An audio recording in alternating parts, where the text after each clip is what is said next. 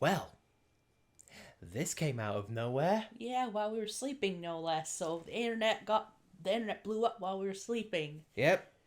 This came out of nowhere, and it's been a while since we've done one of these videos, but never gets old. Hey everyone, welcome back to Xenoblade 3 News Drops. And honestly, this may be one of the last ones we do. At least until another Xenoblade game comes up, in which we will be all over that. But I digress. Welcome. And yeah, as seen by the title, yesterday, as of, well, I guess you could say today, the 19th of April 2023, I was expecting round about E3 time, summertime, for this to come out, but no. Turns out they just decided to drop it on a random Wednesday in which an indie showcase is coming up. Weird timing. Yeah, 6 days from now, no less. So no, we have no chance of booking time off. We can't finish Xenogears or X. So, lovely timing. And it's also going to clash with Tears of the Kingdom Let's Play too. Yeah, we'll talk about that afterwards. But, hey, as said, another trailer's dropped. A fully fledged trailer for what we have all been waiting for. So, without further ado, let's see it. Niall! Grab that!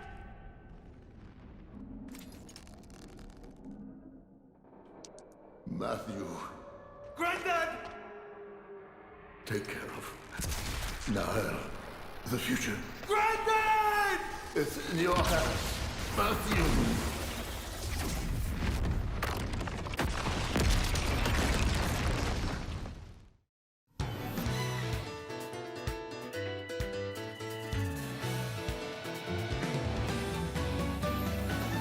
What is that? That weapon.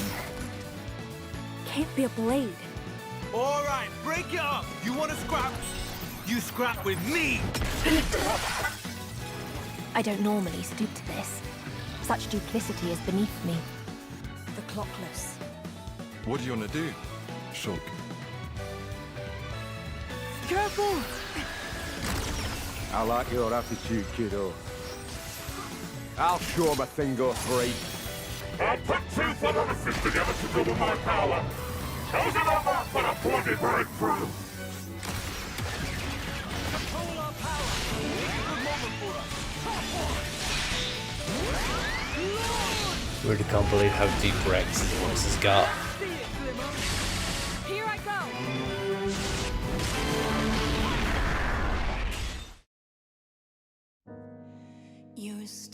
With or without Mobius, nothing will change. Niall? In the end, people always kill people. I heard about that from Melia. A gift from Alvis, she called it. This it? Yes. The Liberator's base of operations. Is this how badly you wish to erase us? My God.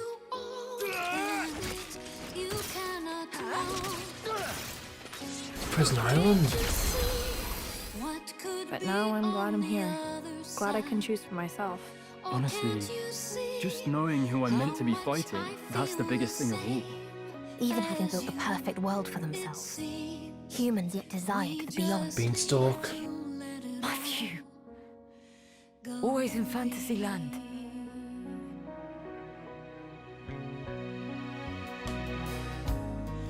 I've seen that look before. Is it the Xenosaga singer? The stare of your fearful. I think it might be. Okay. Oh God. We have a lot to unpack here. Alright, so. I just got goosebumps from that. Right. Oh. As we normally do, let's address the release date first. Yeah. 6 days from now. Yeah.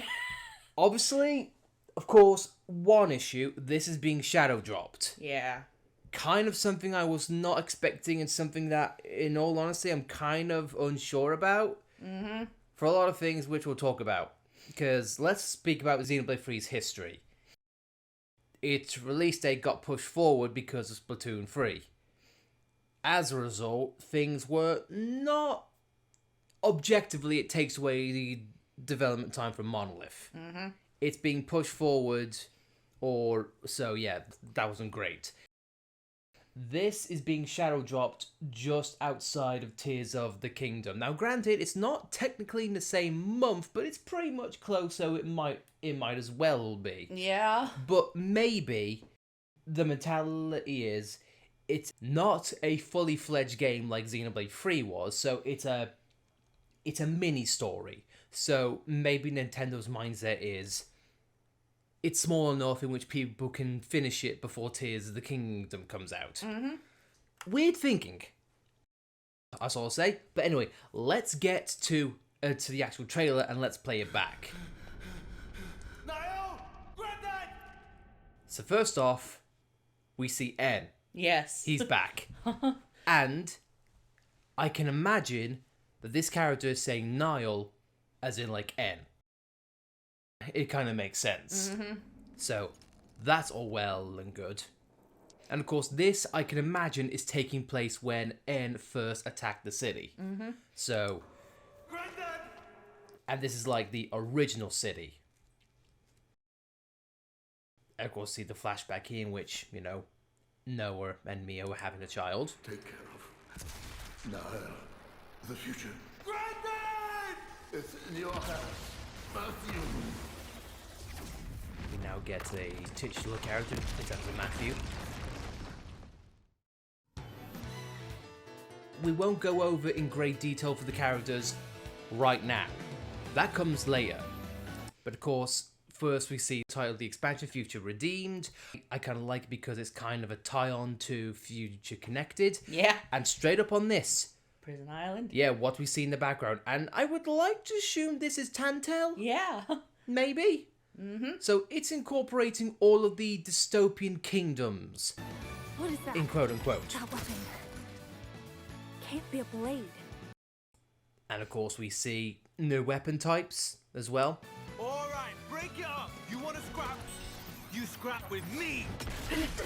And of course we see Matthew using his fists. Now this is sort of a connection to something that a lot of people have speculated, both in Matthew's design and now pretty much in his fighting style. It's akin to Faye from Xenogears, who, for those of you who don't know, does not use a weapon, only uses his hands. I don't normally stoop to... And of course we see the original members of Mobius are coming back, both in designs and what seems to be voice cast, so that's all well and good. Such duplicity is beneath me. There are numerous things to see, both in terms of characters, what they have, and what weapons they're using, but again, we'll get to that. And of course we get our first real proper look at Shulk. Definitely looking grizzled. Yeah. Grizzled veteran. Also, it's probably a minor detail, but I like how his hair is now crossing to make an X. I like your attitude, kiddo. I'll show him a thing or three. I like your attitude. I'll show you a thing or three. Now, this shot right here is awesome because it shows Rex's voice has definitely deepened. Unfortunately, it's not Al Weaver coming back unless he has a hell of a voice range. One or two, that was a line in which Rex is infamous for, I suppose. And also, this shot right here of him unsheathing what we can only assume to be the Aegis sword. This is also shot for shot a scene from Xenoblade 2. Yeah. So you can definitely tell there's a lot of love in here. There's gonna be a lot of fan service and Easter eggs in this. Yep, plus of course the Agnes and Kevis Phoroneses are coming back, so the story is pretty much not that far from where Xenoblade 3 was in terms of technology, advancements and all that jazz. D's back. Yep. And plus he's able to control both Phoroneses, so that is definitely an intrigue. Now let's look for the combat. Of course, apart from the UI, nothing much has changed. Well, I guess I say that's the wrong way you get to word it. Shulk's a defender. Yeah. And we get to see the definite classes people take. I mean, if you were to say, go for the narrative from the original, I guess you could say he was. He was protecting his friends with the Monado. But now we get to see things from this point of view. My auto crash. I like the portrait there. Yeah, so Ouroboros right now is not a thing. Instead, we get what I would like to assume tandem attacks. And judging from the circles here, I'm assuming that's like the stages of Ouroboros, like level 1, level 2, and maybe this is 1 stage, 2 stage, and maybe the entire thing is 3 stage. I'm expecting it to be like Blade specials. Maybe. You can see Break, Topple coming back, Rex being able to launch, everyone's seen unusual attacks. Now this is something that I want to talk about. This definitely not only reeks of Torna, both in terms of its prequel status, but also how you've got different names for attacks, judging from what combination of moves you do. Like Blade specials, like I mentioned. Yeah. Hellstream. I'm sorry, I just love it. With or without. Now, there are some other screenshots in which I would want to show that, you know, kind of makes the Torna connections intensify, but we'll see. Without Mobius, nothing will change. Niall? In the end, people always kill people. Now, I like to assume this is a character that's reminiscent of Milton, or at least in the Gormati area. I heard about that from... Yeah, of course. This is something that a lot of fans, myself included, I've wanted, like, a connection with. Yeah, like, how's Malice there? Well, I guess we'll find out later. Yeah. Yeah, because that kind of plays into a theory I've always had, but we'll see. Melia. A gift from Alvis, she called it. And I love that line right there. The gift from Alvis. Yeah. And that's from Melia. This it? Yes. The Liberator's base of operations. Now, of course, we see this. This is Colony 9. Yeah. With Storm March in the background. Yeah. This is like a shot for shot. You know how the definitive end screen of Xenoblade? Definitive Edition? This is pretty much that. And people have always said they wanted to explore the post-colony of 1. And looks like we're going to get an opportunity. Yeah. And I love this man. Is this how badly you wish to erase us? My God. And Zed's now at the forefront, assuming on the side of Shulk and Rex, which is very weird. He called Alvis a god, did he? Yeah. Oh. Again, theories up the wazoo, but I have a feeling it's got something to do with Malice's core crystal, but we'll see. And of course, again, we see Prison Island is coming back, and if Prison Island is anything to go by, this has the potential to be one of the best scenes in the game, just like the original was. But now I'm glad I'm here. Glad I can choose for myself. Honestly, just knowing And it who I'm seems meant to like be Rex is fighting. missing an arm. An eye, you mean? No? Oh no, sorry, Shulk is missing an arm. Yeah, and just Rex like their statues. That's the biggest thing. Yeah. Even having built the perfect world for themselves. Human, The beanstalk. yet Yeah, designed. Beanstalk, the start of everything Xenoblade. Yes. I still can't believe that they didn't have a scene in the base game for free, but I digress. Always in Fantasyland. Now, seeing how this character has the core crystal, what do you think that means? Yeah, because I'm also noticing the girl with the long silver hair also has those earrings. So it's the color of Alvis's. So are they tied to Alvis in some way?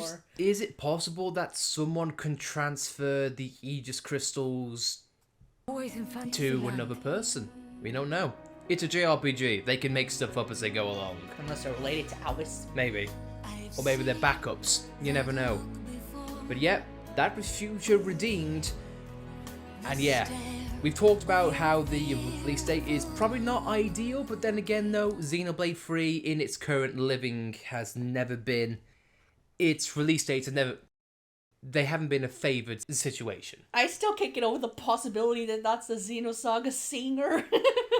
Right, well guys, that was a trailer, but we've got more things to look at, so let's not waste any more time. Let's start. First off, Amiibos are still a thing. Nintendo will not drop that gimmick because money. Yep. And Noah and Mio are being made into Amiibos. For me, that's awesome. I would have liked to have all 6, but I know that's asking way too much. I mean, come on, you can't have uni. I'd love to have the uni bow. But I digress. They have not released a release date, but hey, they're on the way. I like it. So now let's get to how the character rubric does, and this is courtesy of Xenoblade Chronicles EN. So let's say it. This is Shulk, VM, Adam Howden. Awesome that he's always coming back.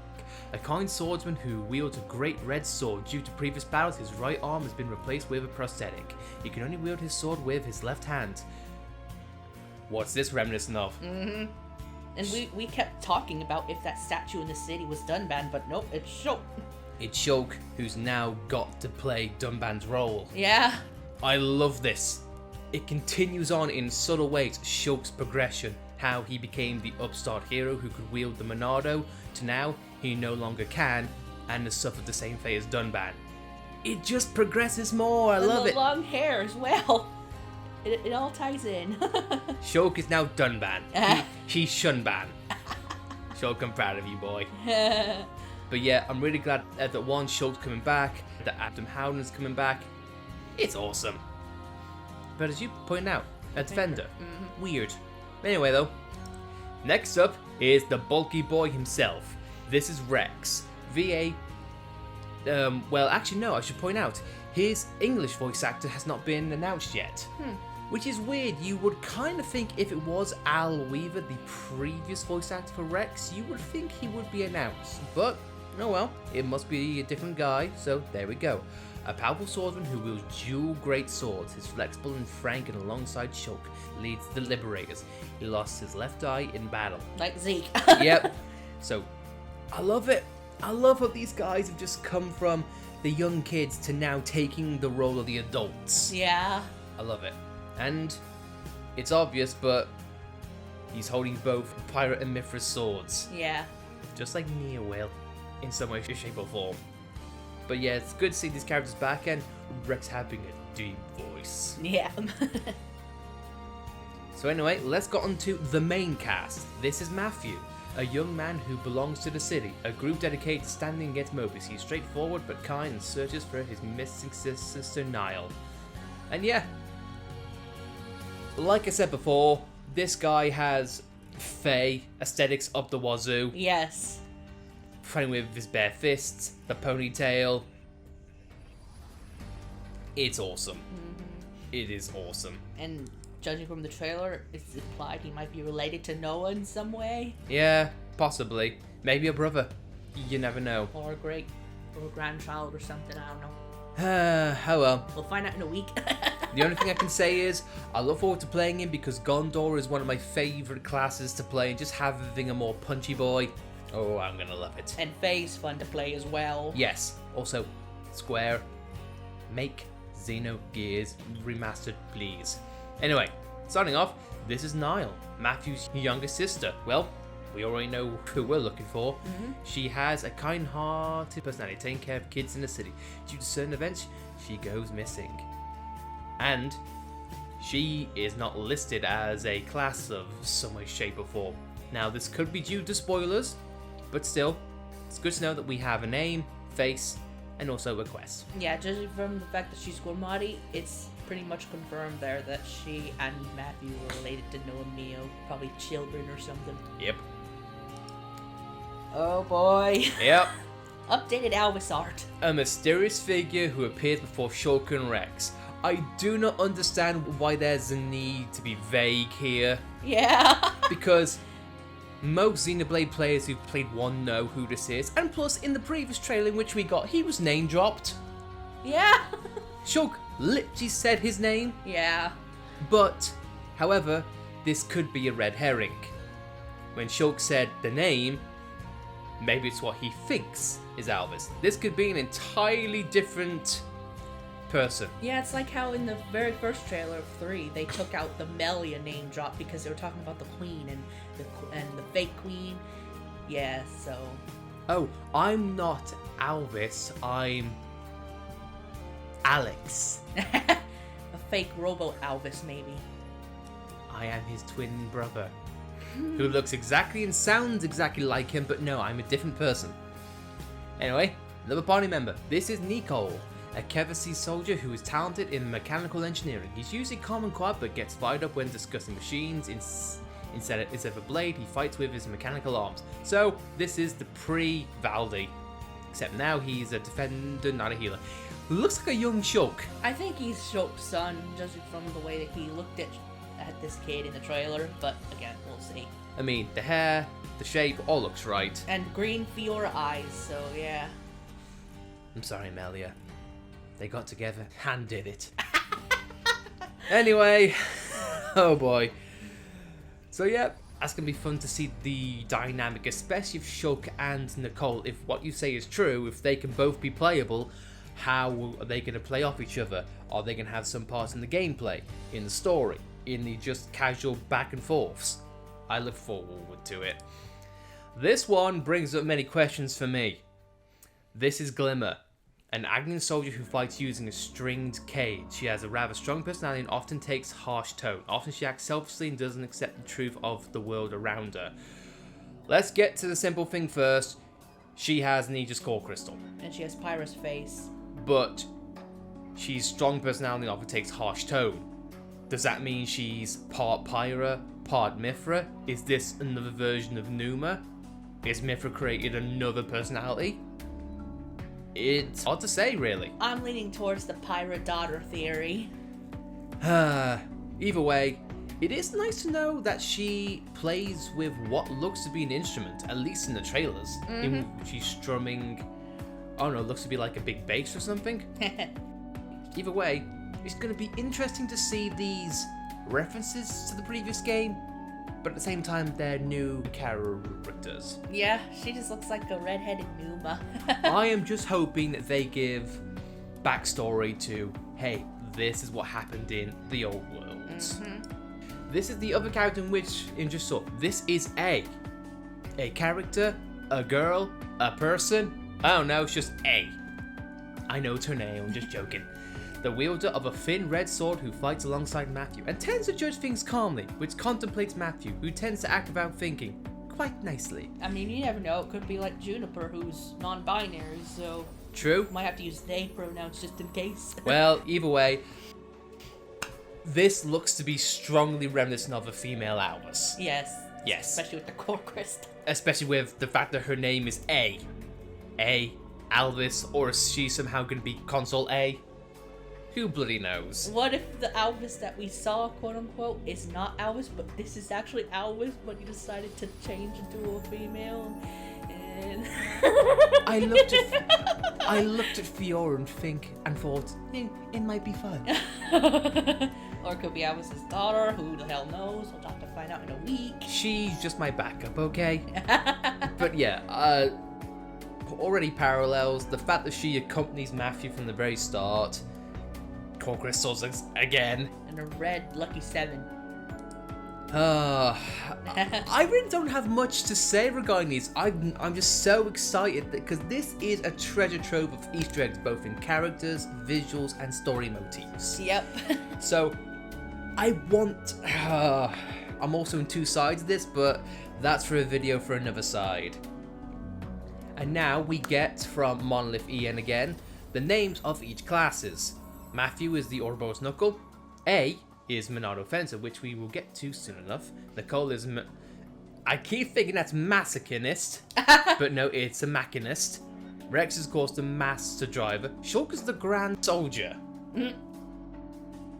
I can see that. I think that's a bit too big for Shulk, at least the Shulk I know and love. And Glimmer is the Instrumentalist of Flame. That's a mouthful. But as I said here, this is a super rough translation. We'll definitely change the localization. Maybe an Instrumentalist, Flame Dancer. Yeah, probably Flame Dancer. That sounds like it. Yeah. It's hard to say. Well, either way, it's nice to know that those have classes. Next up, just like in the previous game, or the previous news drops, we get affinity charts for a brief run of the characters. So, of course we know N, Z, they're connected. This guy, who doesn't have an anime portrait, just has a model. I love it. Yeah. I don't stand out at all. And of course, we get Matthew and Niall, which are all connected. And of course, we get Shulk, Rex, and look who pops up in the bottom. It's Riku. Maybe that's why Melia smiled at him in 3. I mean, to be fair, we do know that in the game, Riku has been around and he's done a lot of things. So, honestly, we're not sure. And we know Noppon can live for a long time. So, you never know. And Alvis mysteriously at the top. No. Alex. Alex. You can't say it's Alvis. The question mark says so. We don't know his name. It's like Voldemort, he who shall not be named. And now, not only do we get new trailers, we also get little bits of footage. So, let's do it. Let's play it.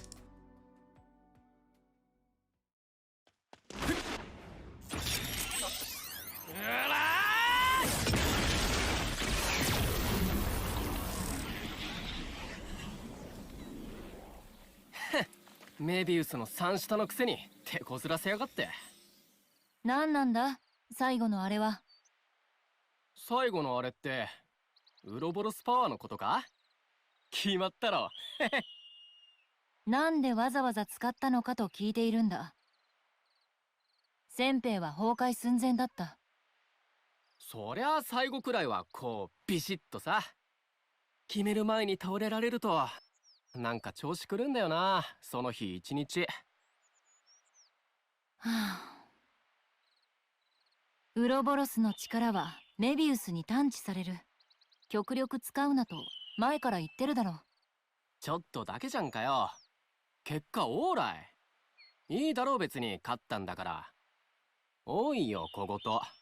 言葉の前後を入れ替えるな。美しくない。そういうとこ。She is not impressed. Nope. Let's continue on, shall we? First off, we have another piece of footage, and here is Glimmer doing her duty as a soldier and leading her Agni allies. During the battle, she faced Nicole, a Kevesi soldier. So, the more things change, the more they stay the same. これで全部。右翼はほとんど相当した。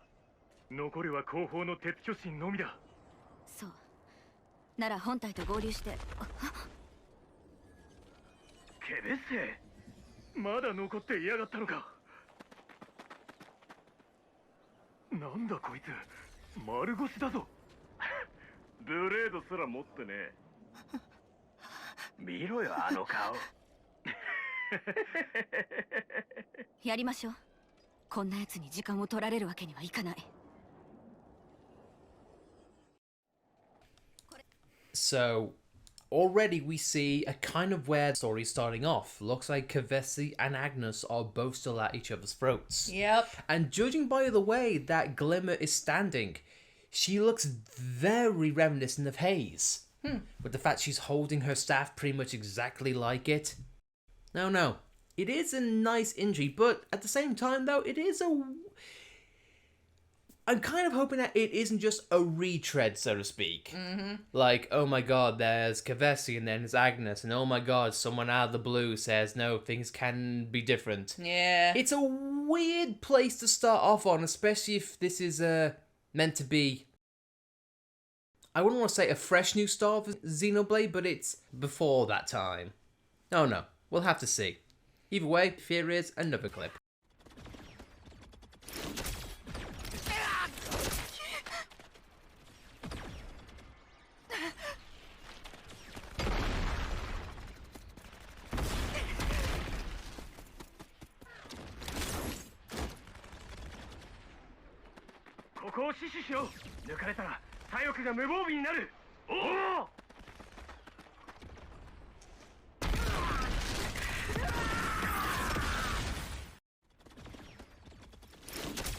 And it seems like Nicole is going to start off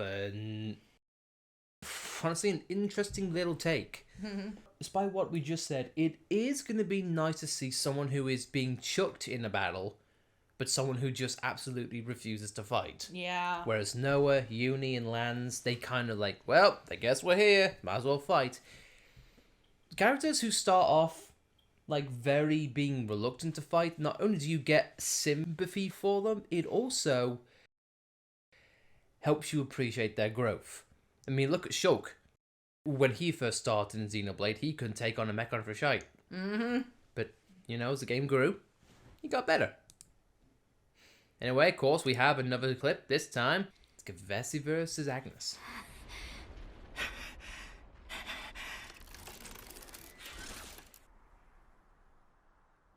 今すぐやめろこのクソバカ野郎この戦い俺が預かる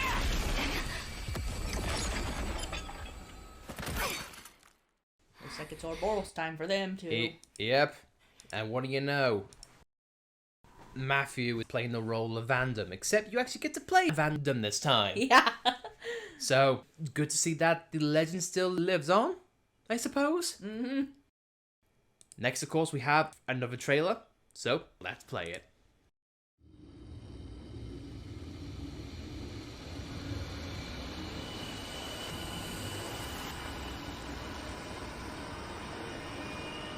Naze da? Naze nan da? Kore ga kimi no ishi nano ka? Albeus! Yosu Shulk! こいつには何も届いちゃいない。ただの冷徹な機械だ。 So it's pretty much just a rehash of the very first trailer. But with longer shots as was an intro. So, not much, but hey, you never know, could lead up to something. Next up is another clip, and this delves into more about what Niall's description was. So, let's have a look. お平和の象徴襲来やっぱりここにいた。またじいじとバトルしてる。ダメだよ。お昼の後ピアノ弾いてくれるって約束したのに。ああ、ごめんごめん。もう少ししたら行くから。もう少しじゃダメ。今。はいはい。わかったから、もう。何の曲がいい？ガウルヘーゲン。君との未来。ライゴーアルティメット。それ全部？全部。仕方ない。じゃあ順番ね。やったー。心配すんな守るよどんなことがあっても Now, this is, of course, obviously before things in the plot really kick off. Yeah. AKA because Noah's granddad's still alive. But honestly, I'm just happy to see how you get to see how characters interact before, you know, things go wrong. Next up is another clip, which we get to see Rex. かきのいか危な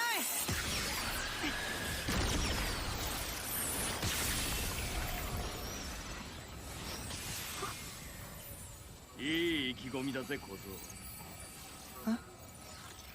その意気込み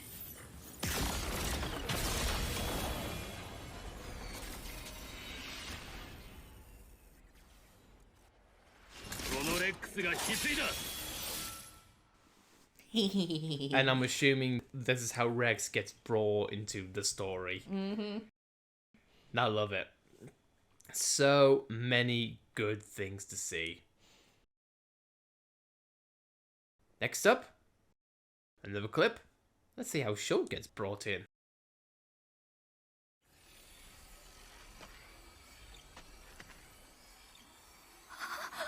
何をしてる動け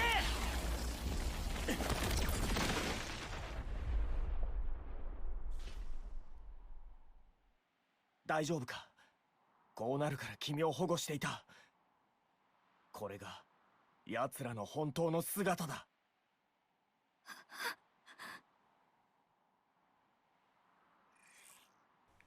Who is that up there? I want to see that again. Standing on top of the Baroness. Oh, just a console? I mean, why? Who do you think it was? I don't know, I just wanted to make sure. There we go. I love all this, man. Clips aside, let's talk music. And luckily, Nintendo has brought up another track. So you know what? I'd say, let's play it.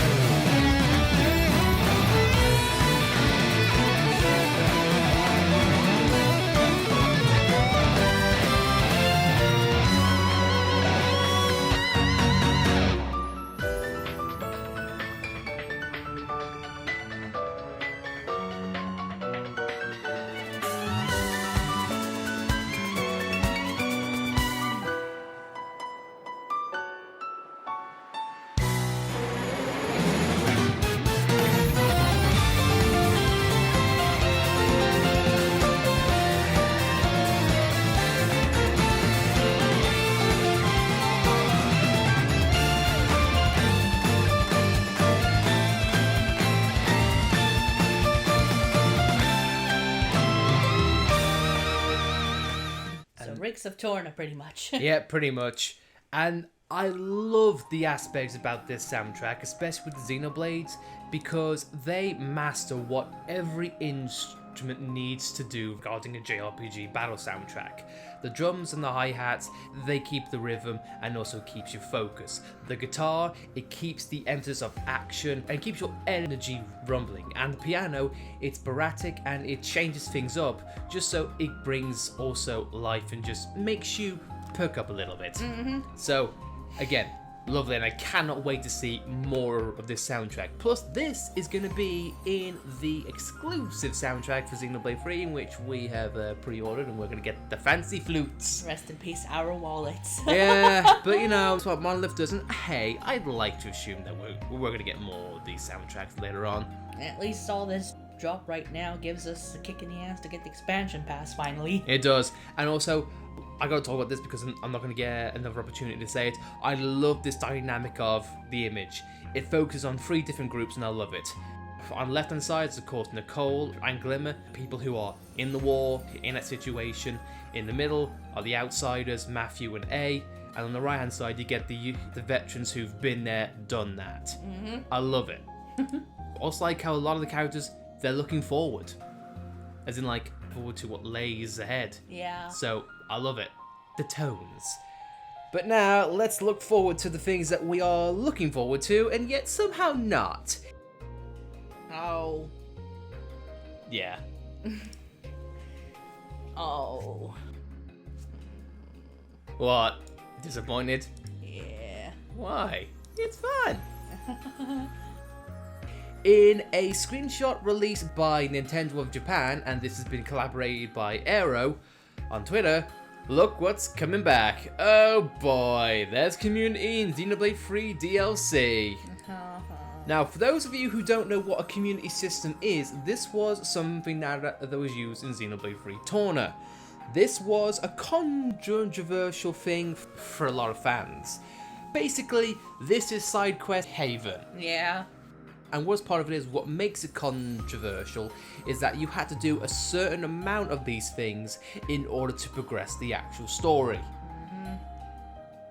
I'm hoping that A, this has been more streamlined and it's not as intrusive. If so, then hey, I'd love it, because you know what? I personally didn't mind it that much.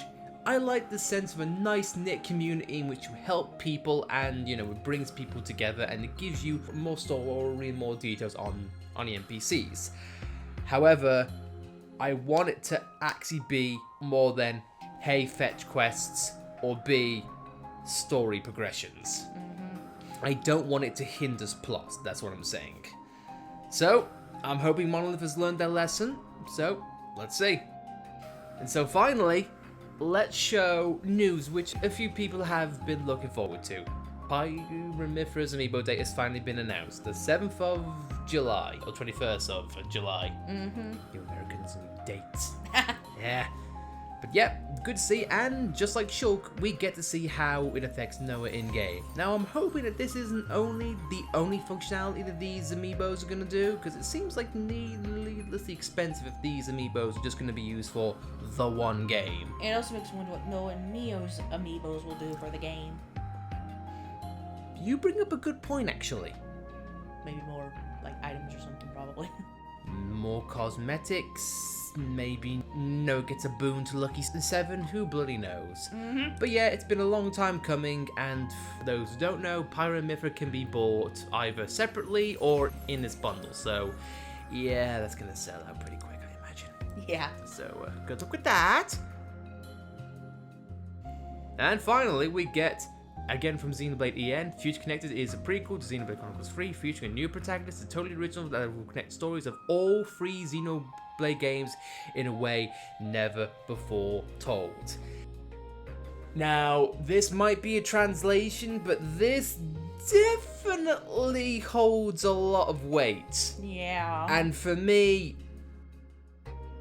I'm kind of I don't like the way that this is either worded or what it's trying to get across. Like, this is trying to connect all of the games into one in one neat package, but it's also going to try and be its own story. in a short story, no less. Yeah. And here's... I want to do a video about this because, Jesus Christ, it's going to bug the hell out of me. This is one of the biggest gripes I feel like Xenoblade 3 kind of messed up regarding its ending. Mm-hmm. But again, though, another video for another time. Still, though, it's ambitious, and I'm really hoping that the writers, the animators, the designers, they went all in. Like, all hands on deck regarding this. Because that's a pretty weighty thing, this. Yeah, it puts a lot of high expectations on just, like, probably like a 20-hour DLC story. Yep, like what happened to every character, you know, what happened to this place, or this person. There's a lot, especially in Xenoblade Mythos, to cover. So, good luck with that. Yeah. I'm gonna... You see, now, I'm trying to keep my expectations in check, but when you come out with lines... Again, this is translated. I know it's probably not word for word accurate, but this is still like a tonal thing. Mm-hmm. So, this is obviously translated on something along those lines. But hey, we'll have to see. What are you guys looking forward to? I'd love to know. But first, or last I suppose, let's get our thoughts on what we've seen before. So, I'll start with you. Well, again, I could spit out all the theories I want, but we'll just have to see when the game comes out. But I will keep my expectations in check because they played off Xenoblade 3 like it was going to be the be-all, end-all, but I don't know. I mean, we'll have to see, really. Xenoblade 3 was a fantastic game, but again, another video for... I just want to get it out there. Xenoblade 3 is a great game. Awesome game. For me, I'm looking forward to the story the most. Yeah, and the music. Oh, sure, the music especially. It's always the music, for God's sake. Why do you think we've dumped 140 quid on a soundtrack? Yeah. But I digress. The combat looks to be, if it ain't broke, don't fix it, add new twists like what they did in Torna. I'm all for it, go for it, would love to see it. But yeah, it's mostly going to be for the closure. I think right now my biggest gripe is how it was announced. Yeah. Today. Like, Shadow dropped on Twitter when Europe was still asleep, and you only have 6 days until it releases. So if you want to book time off work, you're kind of screwed. Well, here's the thing. It being revealed, I don't really have much of a gripe about it. But it's just the fact that it got shadow dropped. Mm-hmm. That's the big thing that I'm concerned about. But we're getting ahead of ourselves. We're rambling on at this point, guys. So, do you have any more thoughts or feelings? Mm-mm.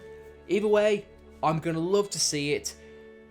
And man, it makes me sad the fact that this might be the last bit of Xenoblade news we do for a long, long time. And not to mention, this is the last thing in which we get to see from this trilogy. Yeah. Like, this is it. I've heard fans call this the Klaus Saga. Yeah. And this is it. This is how the Klaus Saga ends. With a before story. Mm-hmm. Well, either way, guys, what did you think of the trailer and all of the news that got dropped today? Would love to hear your thoughts and feelings. And, as always, thank you all for watching these videos. We appreciate it, whether it's a minute, an hour, whatever the hell. Thank you very much for your time, and hey, it's good to do these videos again. Yep, and expect a Let's Play of this, and as well as Tears of the Kingdom, so we're probably going to end up doing 2 Let's Play videos in the same thing. It just all depends on how quickly we can get through the story of this. But hey guys, thank you all for watching. As always, Fabian Lightning. I'm Alice. And if you want to stay up to date with any of his Xenoblade 3 news that drops, whether it's screenshots, trailers or tidbits, we will be here to cover it. And yeah, expect more videos from us because we've got a lot to talk about. Anyway guys, thank you for watching. We'll see you next time.